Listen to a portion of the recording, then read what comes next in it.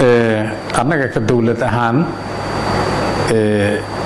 waajibka annaga waxaa waay ciidanka annaga inaan kafaalad qaadno mashaariidkiisa inaan bixino waa mas'uuliyad annaga na saaran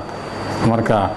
mas'uuliyadda annaga na saaranna inaan dad kale ka codsanno runtii waa u mahad celinaynaa dawladda imaaraadka tababarka ay siisay ciidankaas iyo xaradaas tababarku ay furtay oo qayb ka mid ah ciidanka xoogga dalka Soomaaliyeed lagu tababaro taas waa uga mahad celinaynaa laakiin wixii ku saabsan xuquuqda ciidankaas ay leeyihiin annagayna saarantay ciidanka hadda ay tababareen xeradan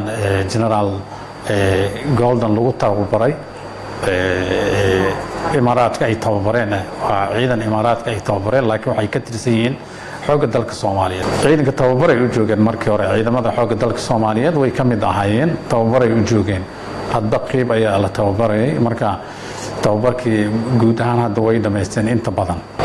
dawladda Soomaaliyeed guud ahaan xil ayaa ka saaran ciidamada meel walba ay joogaan dugsigaasi waa dugsi tababara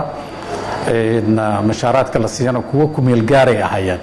sidoodaba ku meel gaarkaasna meel uu ku eg yahay kadibna waxaa la wareegi doona dawladda Soomaaliyeed ayaa la wareegaysa mashaaraadka siinayso